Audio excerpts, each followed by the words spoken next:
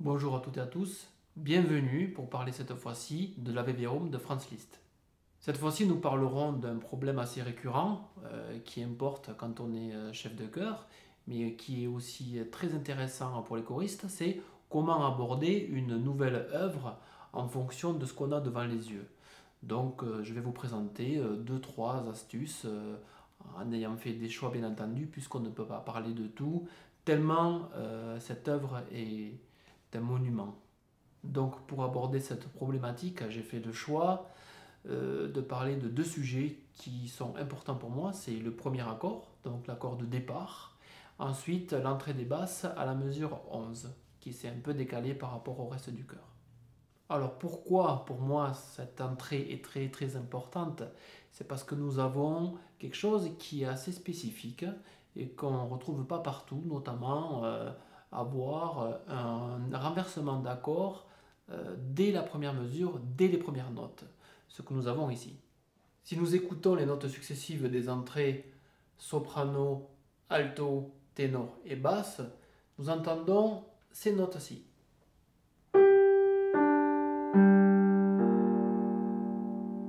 Sol, Ré, Sol et Si bémol pour les basses. Alors soit par la lecture ou par l'écoute, nous entendons très clairement dès le début de cette œuvre que cet accord est suspensif et non conclusif. Pourquoi? Parce que Franz Liszt a décidé de mettre la tierce mineure de l'accord de Sol mineur à la basse, cette note-ci. Ce qui fait que si je plaque l'accord, on entend cette couleur harmonique, suspensive. Étant donné que c'est assez spécifique d'avoir un début d'œuvre avec un reversement d'accord tel que celui-ci, avec la tierce mineure à la basse, il est important que les choristes, ainsi que le chef de chœur, puissent bien définir d'entrée cette couleur harmonique pour bien la faire ressentir d'une part au public, mais aussi pour qu'elle soit bien assise dès le départ pour favoriser la suite. À mon sens, il sera difficile d'avoir une œuvre et une interprétation assez réussie si ce premier accord, si cette couleur harmonique n'est pas bien signalée, bien signifiée et bien assise dès le départ. Donc on pourrait préparer le choriste à effectuer, admettons, une vocalise sur un sol mineur. Exemple, accord fondamental sol mineur. Avec l'octave. Pour bien écouter la différence avec le premier inversement en ayant la tierce mineure à la basse, écoutons les deux couleurs inhérentes à ces deux changements. Accord fondamental de sol mineur, accord de sol mineur, premier inversement. On entend bien que la première version sol mineur est assez conclusive, alors que le premier inversement implique lui une certaine attente qui est renforcée par le passage à l'octave en dessous des basses.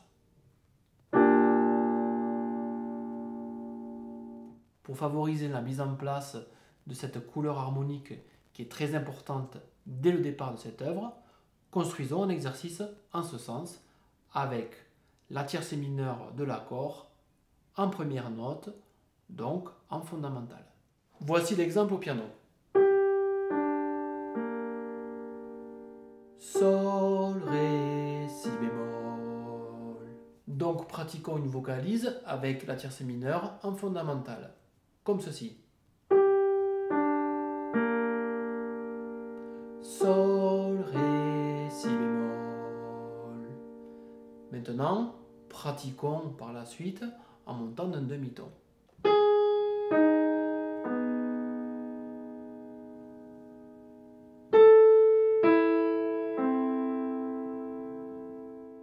Aussi, pour bien contextualiser cet exercice, mettons les premières paroles sur ces notes. Ave verum. Ave verum. Ave verum. Et ainsi, par demi-ton, par demi-ton. en faisant cet exercice, tiré d'un contexte réel d'une œuvre qu'on aborde ou qu'on travaille pour mieux la chanter, eh bien, on crée un lien direct entre la chauffe et un événement important qu'on doit prendre en compte dès le départ. C'est gagné.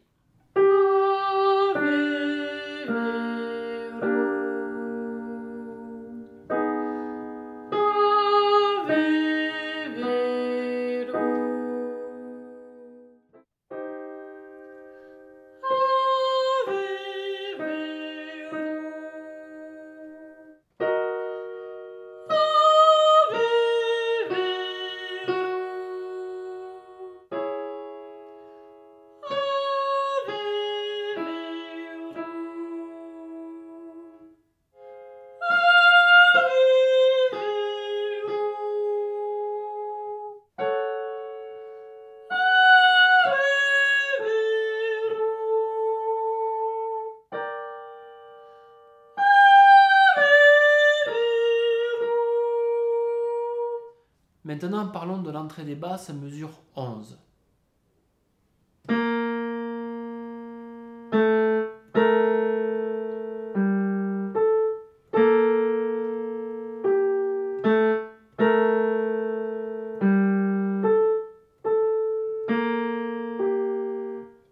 On se rend compte aisément que c'est la même ligne mélodique, mais seulement décalée d'une mesure.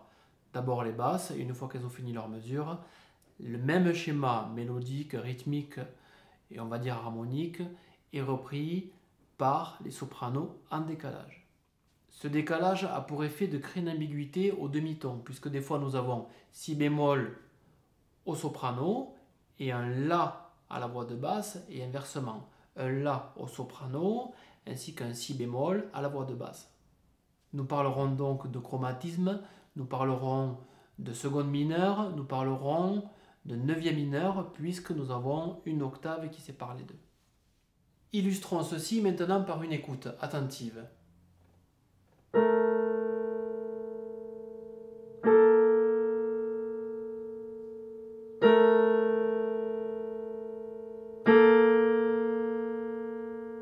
Quels que soient les choristes, soprano, alto, ténor, basse, il faut faire entendre ceci à l'ensemble du chœur.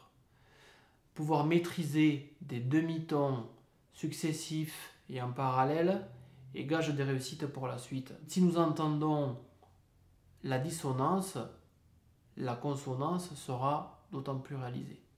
À l'image de ce que nous avons fait pour le premier accord, maintenant tirons un exercice de cette ambiguïté de demi-ton parallèle. Dans un premier temps, je vous propose de le faire sans contrainte temporelle, départ des basses si bémol.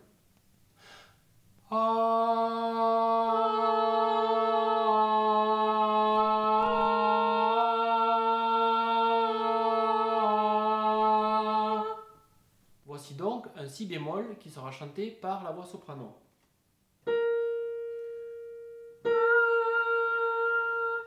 Maintenant, moi je vous chante le La chanté par les basses. La. Et maintenant, nous allons faire un système de croisement qui nous permettra de chevaucher les notes et ainsi favoriser le maintien de demi-ton l'un par rapport à l'autre.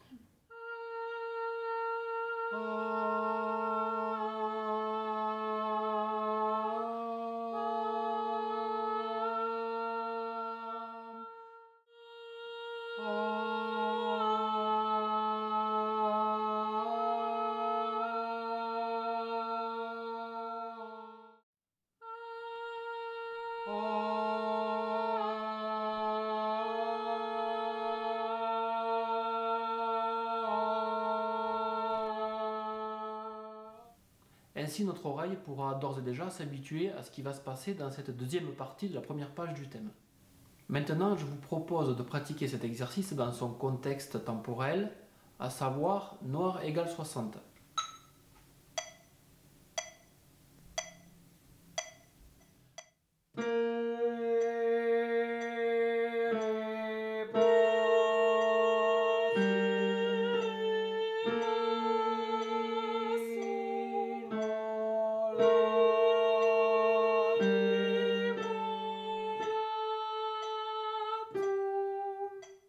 Pour résumer, il est important quand on aborde une œuvre ou pendant toute la durée de son travail, quel qu'il soit, de sortir de cette œuvre des éléments qui sont importants et de les transformer en exercice pour prévoir ce qui va se passer, mieux le réaliser et mieux intégrer ce qu'a voulu créer le compositeur.